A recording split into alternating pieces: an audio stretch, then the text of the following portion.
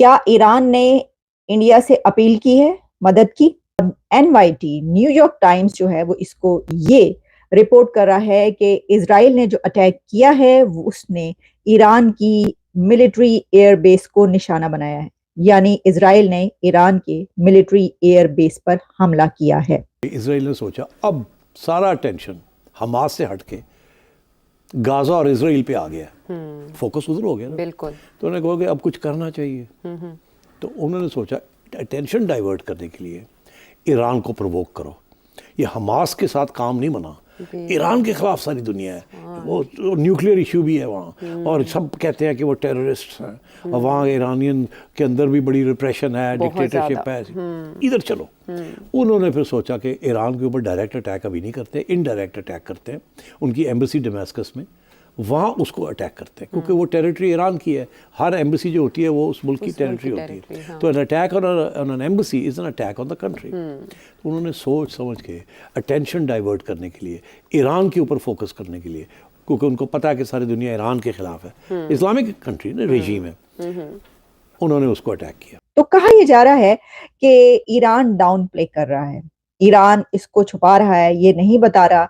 एक तरीके से ये इसलिए किया जा सकता है कि एक तो ये कि ईरान ये सबको बता सके कि देखिए उन्होंने हमला किया, ट्रू प्रॉमिस जिसको वो ऑपरेशन कह रहे हैं, जो उन्होंने इजराइल पर हमला किया था, तो इजराइल ने उनके ऊपर जवाबन वो हमला नहीं कर पाए।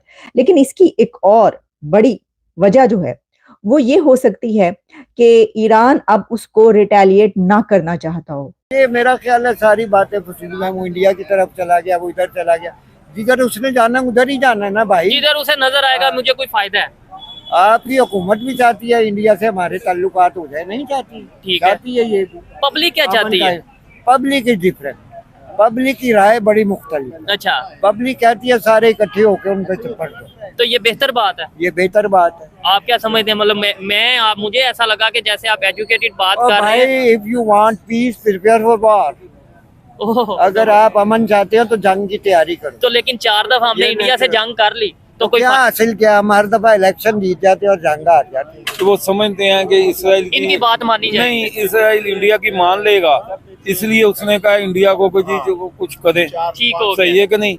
उसी को उसको क्यों नहीं कहा? उन्हें पता है इन्होंने हमारी माननी नहीं है। ईरान के इंडिया के साथ भी अच्छे ताल्लुकात है, इंडिया के इसराइल के साथ। मैं यही कहना चाह रहा हूँ ना, इसका मतलब है इस टाइम दुनिया में इंडिया एक ऐसी पावर बन चुका है कि वो दुनिया के नहीं, पावर नहीं है। देखिए मेरी बात सुना, इंडिया बहुत बड़ी पावर है इस वक्त। आप कह रहे हैं पावर नहीं है। नहीं, मेरी बात सुने। इंडिया से क्यों हेल्प मांग रहे हैं? इसलिए मांग रहे हैं, दिखाना चाहते हैं कि भाई जो हमारा खित्ता है यहाँ पे पावर, इमर्जिंग पावर, वो इंडिया को शो करना चाहते हैं। ईरान अगर देखा जाए तो वो तो रशिया के साथ भी बड़ा प्रो था।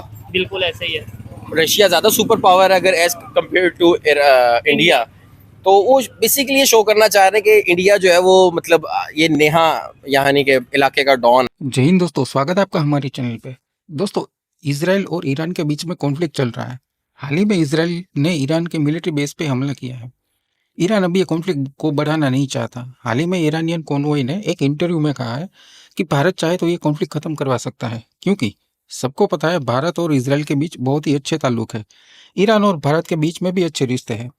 तो चलिए देखते हैं ईरानियन कॉन्वॉय के इस बयान पे पाकिस्तान में क्या रिएक्शन देखा जा रहा है। हमारी चैनल को सब्सक्राइब करना ना भूलें।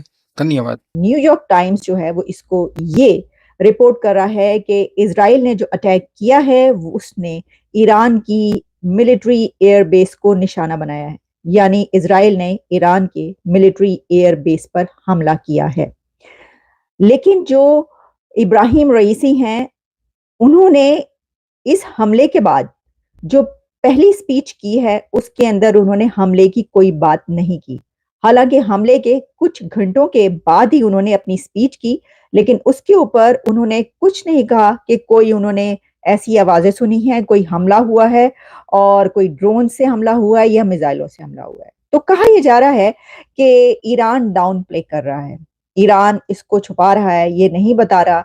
एक तरीके से ये इसलिए किया जा सकता है कि एक तो ये कि ईरान ये सबको बता सके कि देखिए उन्होंने हमला किया, ट्रू प्रॉमिस जिसको वो ऑपरेशन कह रहे हैं, जो उन्होंने इजराइल पर हमला किया था, तो इजराइल ने उनके ऊपर जवाबन वो हमला नहीं कर पाए।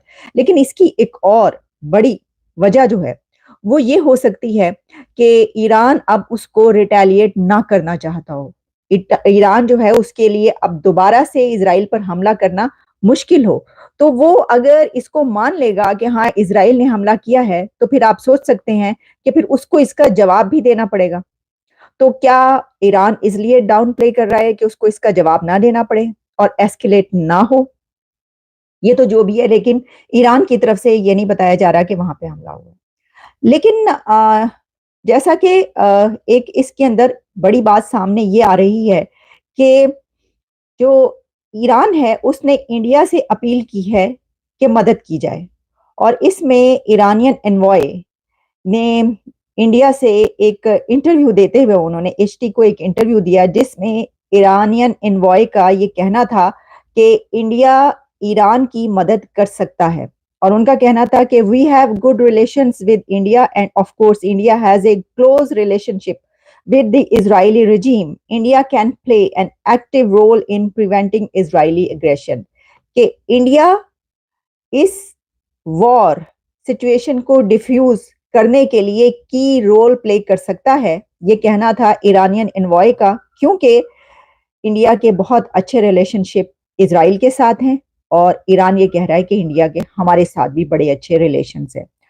अब खबर ये है कि ईरान हेल्प मांग रहा है इंडिया से कि भाई ये जो इशू चल रहा है ना हमारा आपस में लड़ाई, ये जो डिस्प्यूट चल रहा है, टेंशन चल रही है इसराइल और ईरान के दरमियान, वो इंडिया इसे कम करवा दे, ख़त्म करवा दे किसी तरीके। क्या कहना चाहेंगे ईरान? जी ये तो जो मामला है ना, हर बंदा चाहेगा कि अमन होना चाहिए, अमन हो, बिल्कुल होना चाहिए कि नहीं। चाहे कोई भी कंट्री है ना, वो कभी भी नहीं चाहेगी कि कोई लड़े या कोई ऐसा करे। जबरदस्त, सही है।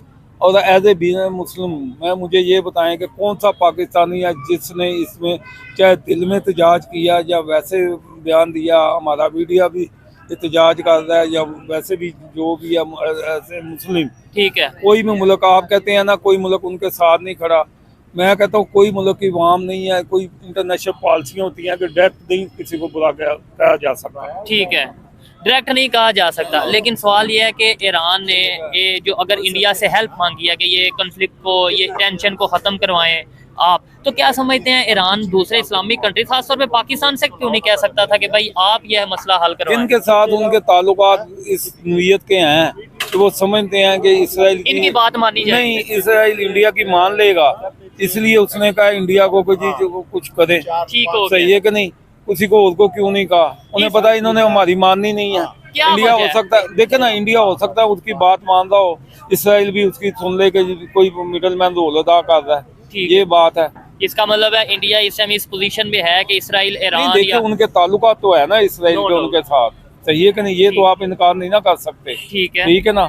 तो वो तो उसी को कहेगा ना। हम देखे दो दोस्तों की लड़ाई होती है तो तीजा जो दोनों का कॉमन दोस्त होता है उसी को कहा जाता है। ये बात है। और यही चीज हमें रशिया यूक्रेन के कॉन्फ्लिक्ट में देखने को मिली है कि यूक्रेन के प्रेसिडेंट ने भी ये बोला, इवन रशिया की तरफ से भी ऐसी स्टेटमेंट आई कि इंडिया ये चाहता है कि भाई जो आपस में ये मामलात हैं ये बेहतरी की तरफ आए। यही स्टेटमेंट अब हमें ईरान और इसराइल के मामले में देखने को मिल रही है। इसका मतलब है इस टाइम दुनिया में इंडिया एक ऐसी पावर बन चुका है कि वो दुनिया के पावर नहीं है। देखिए मेरी बात सुना, इंडिया बहुत बड़ी पावर है इस वक्त। आप कह रहे हैं पावर नहीं है? नहीं, मेरी बात सुने। देखें, मैंने आपको मिसाल दी है कि दो दोस्त लड़ते हैं ना, सही है, तीजा दोस्त करता है। हाँ। इंडिया के, ईरान के इंडिया के साथ भी अच्छे ताल्लुकात है, इंडिया के इसराइल के साथ। मैं यही कहना चाह रहा हूँ ना, आपकी इस बात से मैं 100%। आप कहेंगे जी एज ए कोई भी मुस्लिम कंट्री क्यों नहीं कह रहा उसकी इसराइल बात ना माने, तो वो तो फजूल है ना उससे जाकर बीन सुनानी के जी मुझे ये कह रहा है या मुझे ठीक है।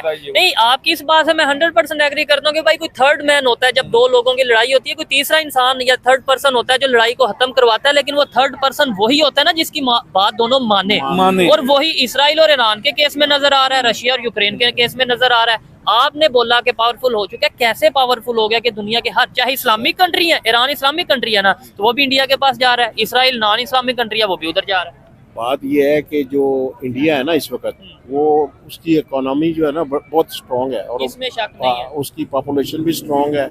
वहाँ पे असल में जमहूरियत है, डेमोक्रेसी है। वो लोग उसके ऊपर यकीन करते हैं और उनकी गवर्नमेंट जो है ना स्ट्रॉन्ग है, जो बात करती है ना वो कन्फर्म होती है। तो हमारे जो लोग इधर जो हमारे हैं ये सब लोटाक्रेसी है, जितने लीडर हैं